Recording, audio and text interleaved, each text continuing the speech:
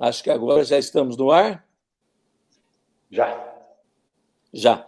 Então, senador Everton, como é que o senhor vê, depois dessas colocações todas do ministro Guedes, assaltantes, chantagistas, inimigos do povo, geladeira cheia, enquanto o cidadão está com problemas, granada no bolso de cada um dos servidores, que ele disse agora na última reunião.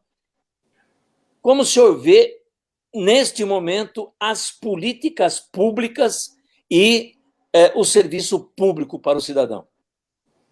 Olha, mais uma vez eu quero agradecer aqui o convite de estar nesse espaço democrático, podendo dialogar com vocês, trocar as nossas percepções e também as aflições.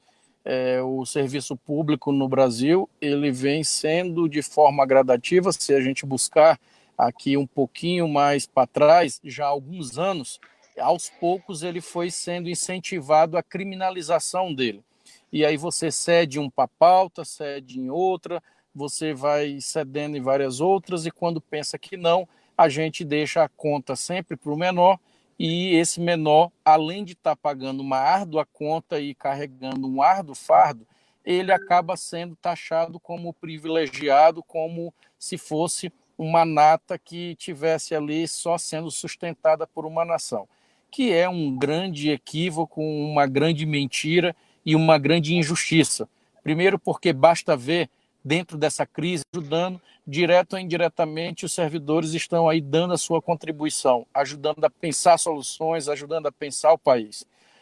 O ministro Paulo Guedes, na verdade, ele e seu grupo, aquilo ali eu não sei se é grupo, eu poderia chamar até de uma quadrilha, né? Porque a forma ali daquela reunião que deixou o Brasil horrorizado, a forma como eles tratam, né? Como eles se comunicam, realmente o ministro e o presidente Bolsonaro têm toda a razão.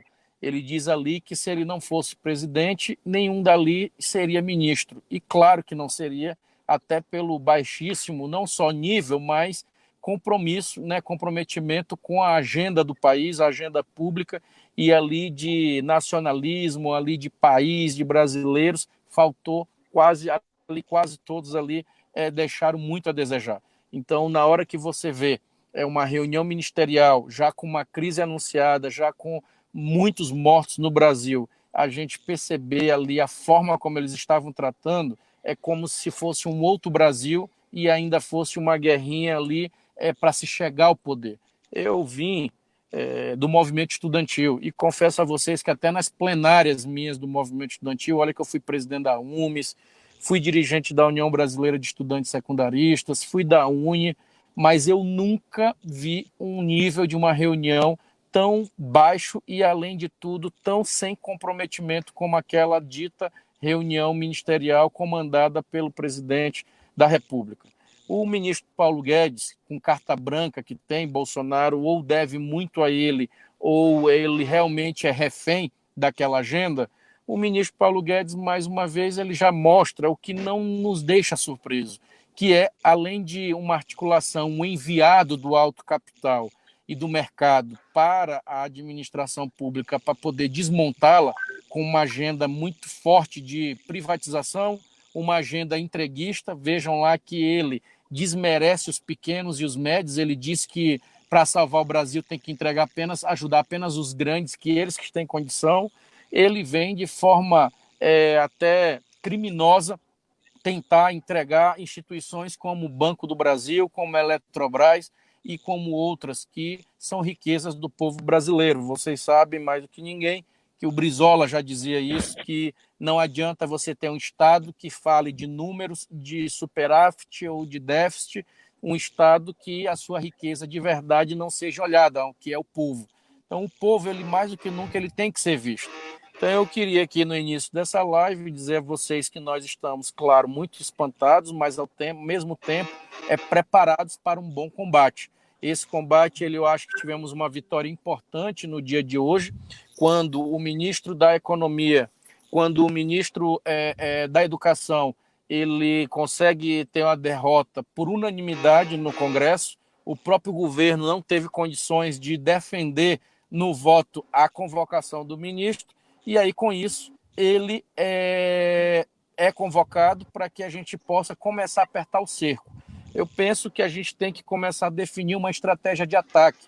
Esse primeiro 1 ano e 5 meses, essa agenda, desde a reforma da Previdência até esta agora de ajuda de socorro aos estados e municípios, que eu quero aqui registrar, que ela foi menos danosa, porque a proposta original, e eu estou aqui em Brasília direto, próximo do presidente Davi, acompanhando aqui a agenda, e eu sou testemunha que a agenda dele era simplesmente diminuir os salários, né? Então, eu poderia dizer que nós tivemos um grande avanço em pelo menos não dar esse passo para trás, que seria um tremendo de um absurdo e uma tremenda de uma violência.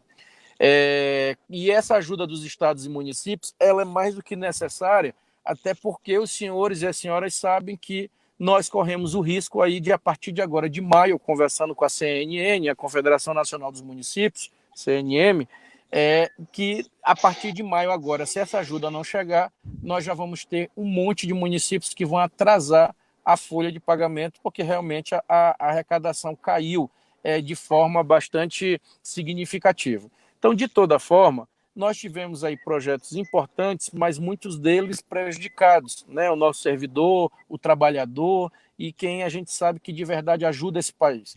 Então, nós temos que partir de agora para o ataque, até para que a agenda deles não seja uma agenda com folga, para que eles tenham tempo de articular.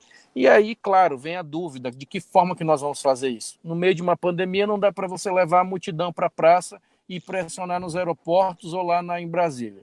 Então, é uma comunicação, é um movimento meio que silencioso, mas que, bem feito, nós poderíamos estar ganhando de forma bastante significativa a opinião, ocupando bem as redes sociais e encorajando outros colegas parlamentares que, às vezes, se sentem só. Eu falo isso para vocês porque você briga, e no final você não tem ali um boa noite de estímulo.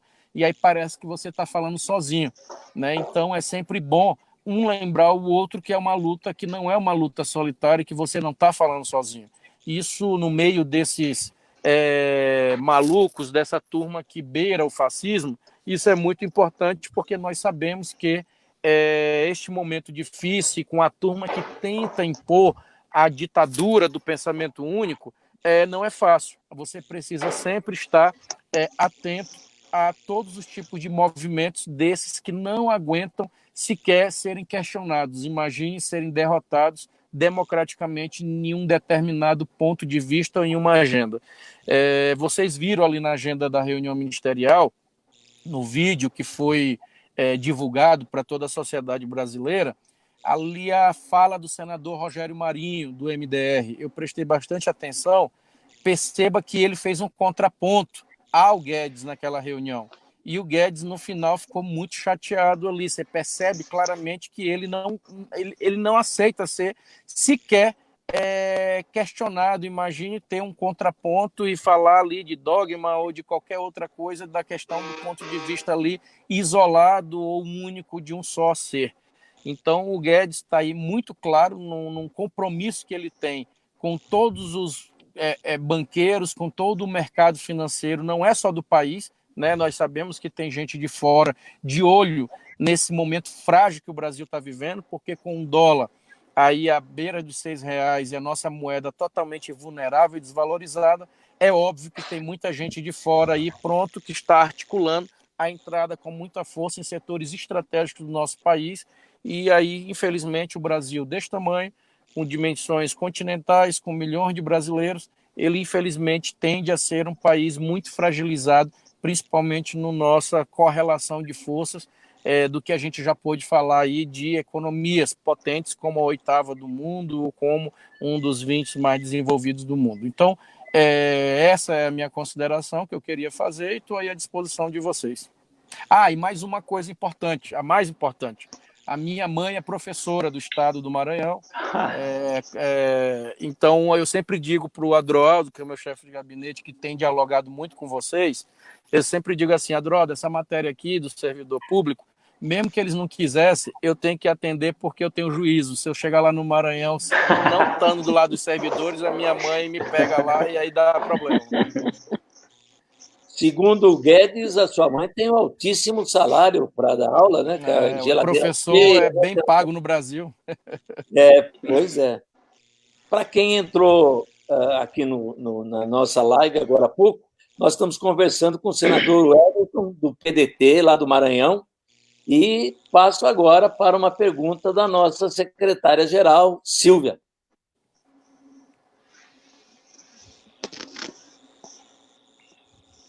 Silvia?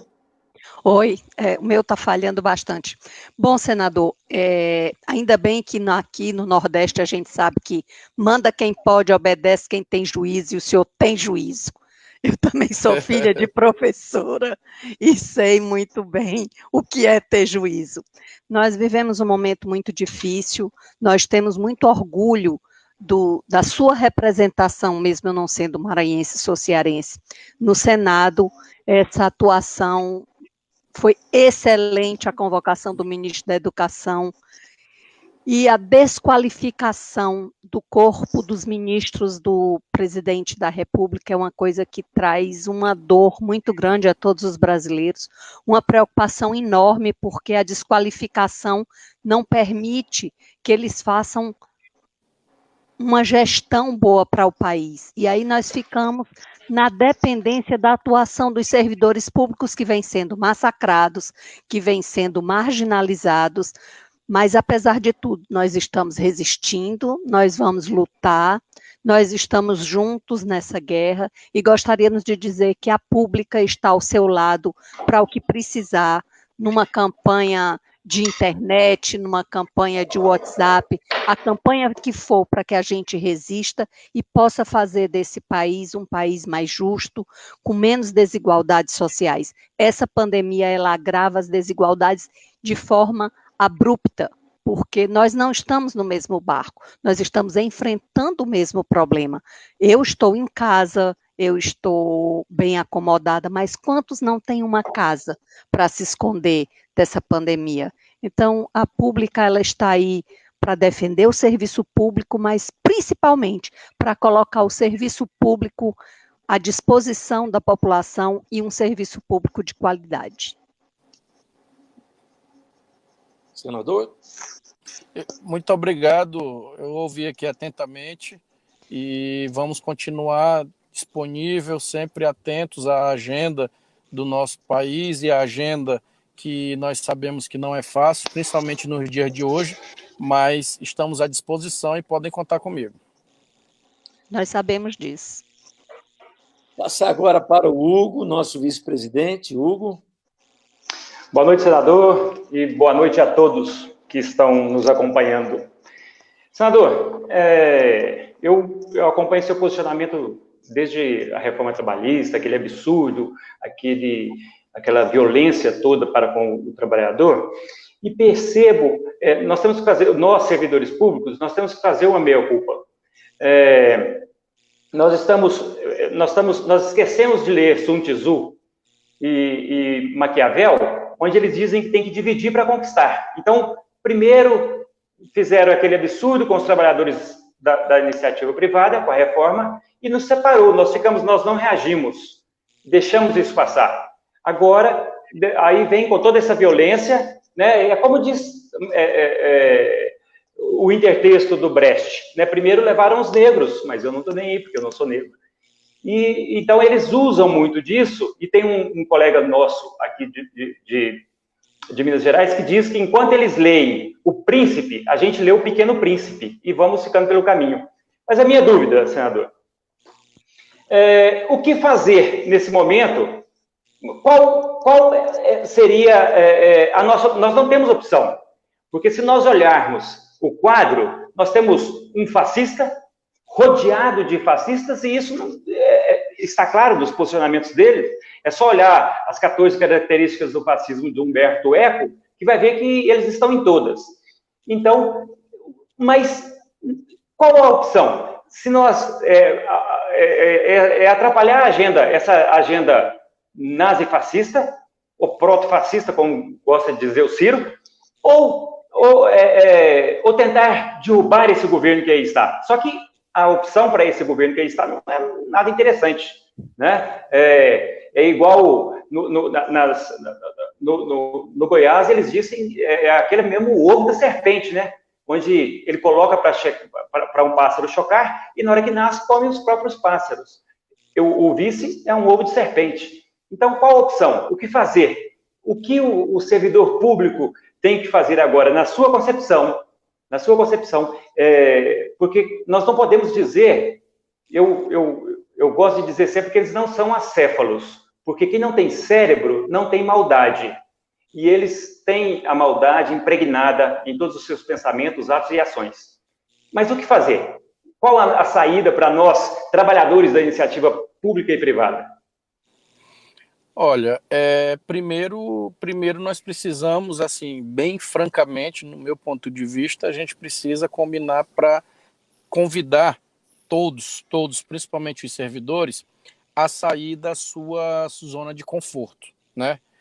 Você percebe que as nossas representações, elas, por mais dedicadas que sejam, mas o representado, ele acaba hoje não atendendo a convocação ou não percebendo que essa luta até desproporcional tem sido em defesa dele. E aí parece que não é com ele. Então, o primeiro ponto é a gente conversar para dentro, conversarmos e fazer um para acertar para dizer, ei, você está percebendo que esse negócio todo aqui é com a gente? Então, nós precisamos mobilizar, saber quantos somos e quem somos. E segundo, ir para a rua que eu digo, para o mundo, por exemplo, deles, que eles estão perdendo. A briga que está dividindo o campo deles nos favorece em tal ordem que a gente só precisa ser mais articulados para que a gente possa ajudar a gerar conteúdo para quem está desgostoso, quem está triste contra esse governo. Você perceba que mesmo de forma desorganizada, a última pesquisa da XP, já da semana passada, o presidente Bolsonaro chega a mais de 50% de rejeição. É a primeira que ele consegue chegar a mais da metade do eleitorado com rejeição.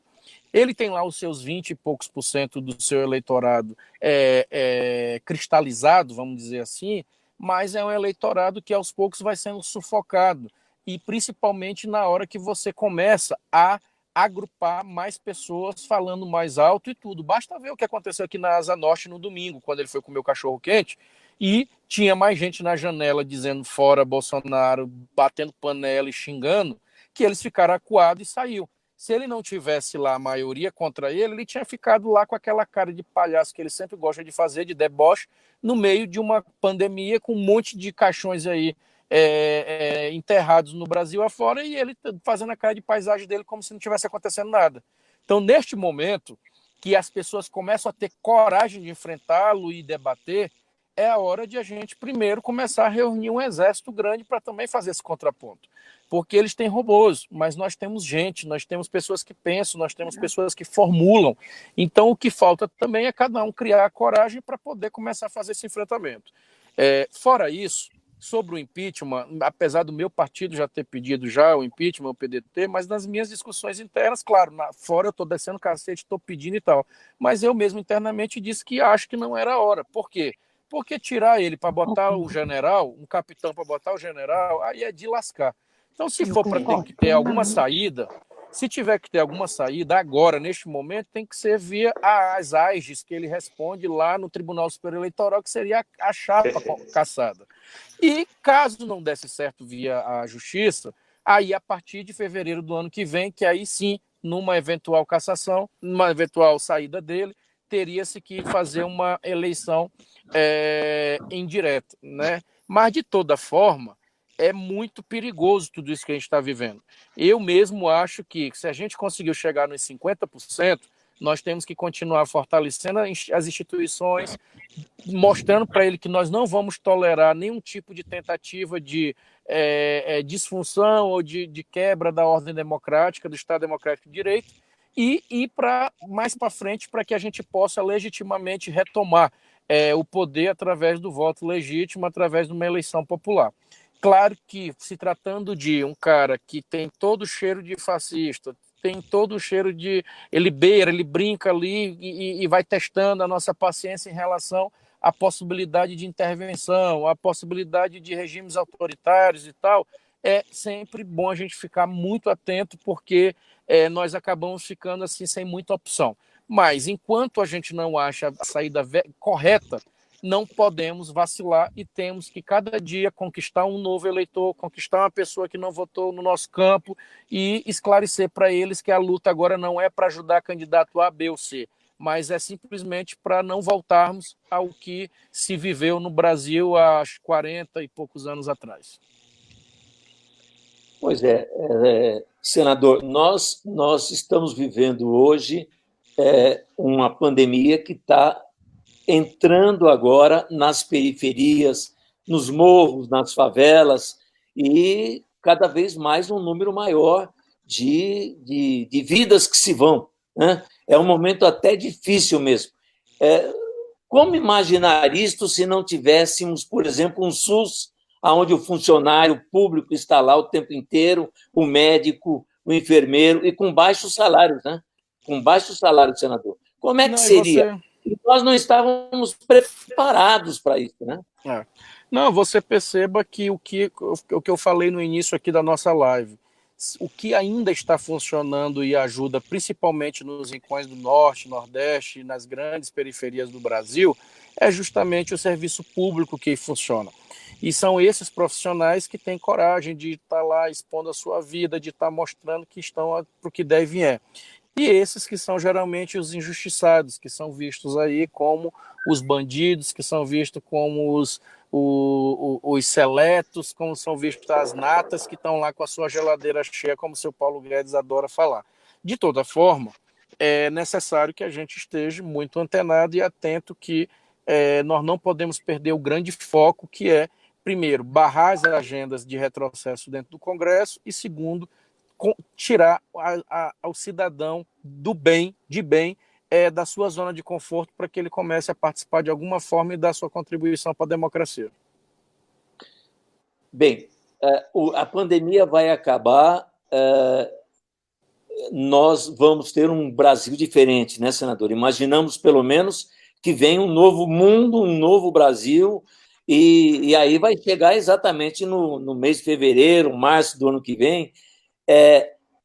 Como é que o senhor vê a importância do servidor nesse novo Brasil que nós vamos ter que criar? Nós vamos ter que ter a inteligência de trabalhar para uma cidadania melhor, né? Nós vamos ter que trabalhar por uma divisão da riqueza no país, né? Um Estado que não divide a riqueza entre todos, como está acontecendo agora, é um Estado desnecessário. Como o senhor vê isso no futuro? Um Estado fadado a ser fracassado, né? A fracassar. Um Estado que não tem compromisso com as suas gerações, ele não pode pensar em riqueza e não pode pensar no futuro, até porque a riqueza é a sua própria gente. Nós temos, a partir do momento que essas agendas conservadoras e ultraliberais avançam, é uma agenda que vai negando a cada momento a possibilidade de ter futuro no país. Futuro que eu digo são de nossos filhos, né, os nossos netos estarem todos aí tendo uma história de verdade para contar no país. Basta lembrar que nós tivemos aí brasileiros que dedicaram a sua vida à causa pública, pessoas com patriotismo de verdade, não é aquele patriotismo que eles tentam vender aí de camisa do lado de fora amarela e verde, e no fundo não tem um pingo de compromisso com a pátria, pelo contrário, né, não sabem nem o que estão dizendo ali. Então, hoje você fica, claro, muito preocupado e assustado com a possibilidade de futuro, quando se fala do futuro, porque nós não estamos conseguindo construir a agenda do presente. Imagine o futuro. Né? O presente nosso, a gente tem sido o quê? Pautado de manhã, de tarde, de noite, contra esse sistema violento que está aí. Hoje mesmo, esse projeto que é simples, mas que para mim tem uma importância muito grande, que a gente conseguiu aprovar no Senado, é um projeto da minha autoria que proíbe o corte de energia e de água nas residências e nos comércios, nos finais de semana e nos feriados, véspera de feriado. Ou seja, se o feriado é terça-feira, a equipe do corte não pode cortar na segunda. Se o feriado na sexta-feira também fica proibido. Isso, para mim, tem assim, uma coisa muito, tem um valor muito importante de justiça social, né? De saber que, às vezes, a pessoa ali, ela não deixa cortar sua energia porque ela quer, É porque realmente faltou o dinheiro. E aí, às vezes, cortar numa sexta-feira, 5 horas da tarde, aí a pessoa fica o final de semana sem luz ou sem água, e uma humilhação maior do mundo, às vezes com um pouquinho de comida na geladeira tem que pedir para o vizinho guardar, porque senão vai estragar, e um idoso, às vezes, ele fica sem condição de nebulizar, uma criança e tudo. Então, assim, vocês não têm ideia do lobby que essas grandes empresas tentaram fazer no Congresso para não andar esse meu projeto. E com muito jeito a gente tirou do Senado aprovado, foi para a Câmara, com muito jeito conseguimos aprovar lá. Eu fiz muitas reuniões na Câmara, agora no período de pandemia, fui na casa do Rodrigo Maia, fui conversar com o Centrão, fui conversar com a direita, com a oposição, e aí de novo votaram quinta lá na Câmara, e aí eu peguei eles descansando, eles nunca imaginavam que ia entrar logo hoje, e aí eu consegui com o presidente Davi, e sensibilizei ele e os líderes, e empurramos. Quando eles descobriram, eles vieram loucos em cima, mas não dava mais tempo de eles evitar.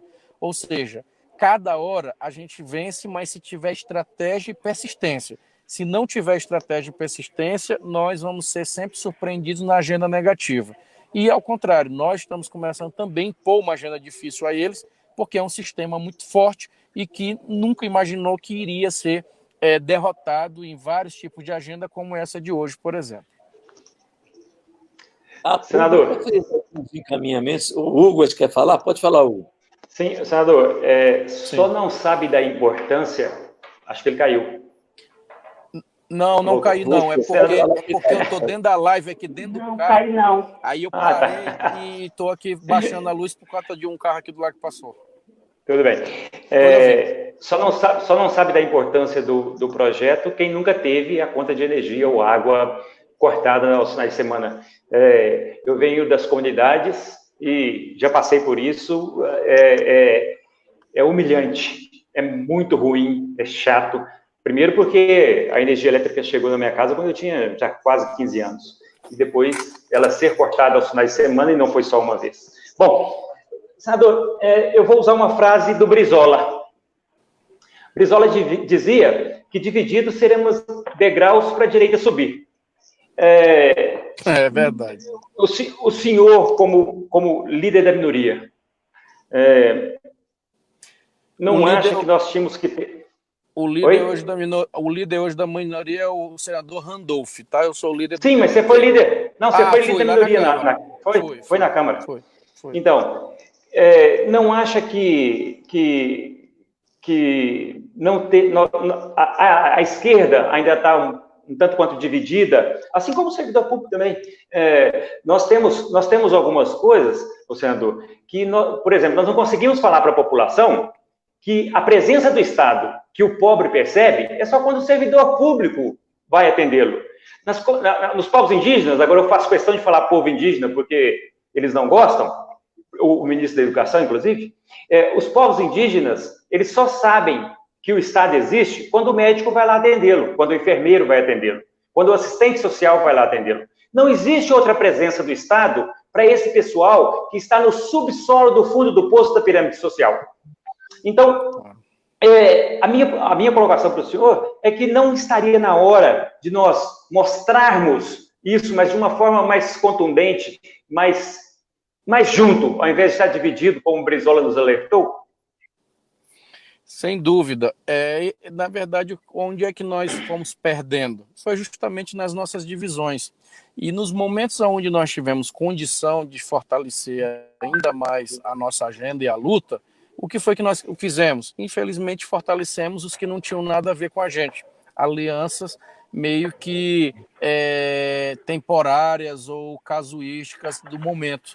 E era o mais cômodo, porque era mais prático, não precisava perder muito tempo em plenárias e nem formação de ideias e nem de opiniões, né? Então, sempre quando se queria alguma agenda mais difícil, eles justamente, a gente ali, eu digo a gente quando estava no governo, como oposição, a gente acabou indo por esse lado mais cômodo, né, de fazer essas tratativas de forma mais simplificada.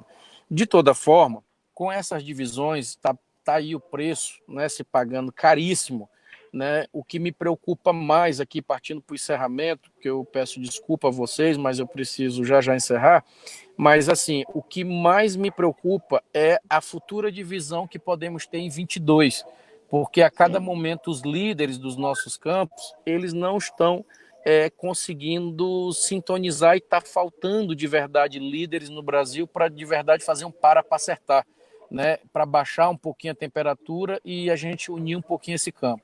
Se nós tivermos a capacidade de estar unidos, nós seremos invencíveis e imbatíveis. O grande problema hoje é a divisão que aí está. Eu outro dia falei ali que do jeito que estava era Bolsonaro no segundo turno com um Dória da vida e acharam que eu estava falando besteira. Né? Tomara que eu esteja falando besteira, porque eu espero que a gente esteja unido e tenhamos um nome forte, suficientemente competitivo para a gente poder fazer o enfrentamento aí de 22. Surgir um líder de verdade, né, senador? Esse é o problema. Essa é a questão difícil para nós. Silvia, quer fazer mais uma pergunta para a gente encerrar em seguida? Quero encerrar, agradecer a participação do senador, torcer muito por uma união da esquerda, porque eu sempre bato nisso, que a esquerda é igual a colônia de bactéria, diverge, cria um campo diferente, um núcleo, e nós precisamos, de fato, estar unidos, porque eu não sei se será Bolsonaro e Dória como segundo turno, mas pode ser Bolsonaro e Moro, e para mim, qualquer um dos três, nós vamos estar muito mal representados. Agradecer muito a participação do senador, parabenizá-lo pela aprovação do importantíssimo projeto que aconteceu hoje, porque, de fato, isso é inédito nos últimos dias, nos últimos tempos.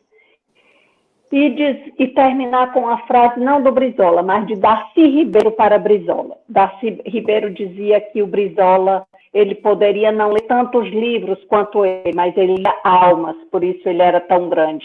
E a gente precisa começar a ler almas, precisa começar a ler o indivíduo para poder sensibilizar e trazê-los juntos para a luta. Muito obrigada. Senador, agradeço a sua participação, um dia cansativo, que veio do Senado diretamente aqui para a nossa live, e a Pública, que é uma central exclusiva de servidores, está à disposição. Pode nos procurar e nós também procuraremos o senhor, senador. Eu que agradeço. E se não nos atender, falaremos com a professora lá do Maranhão. Tá vendo? Professora Marileide. Eu que agradeço o espaço, nos acompanha e eu convido para vocês nos acompanhar na nossa rede social e eu vou estar aí sempre à disposição para a gente continuar fazendo um bom combate, tá bom? Uma boa noite a todos e uma ótima semana. Boa noite, muito obrigado, senador.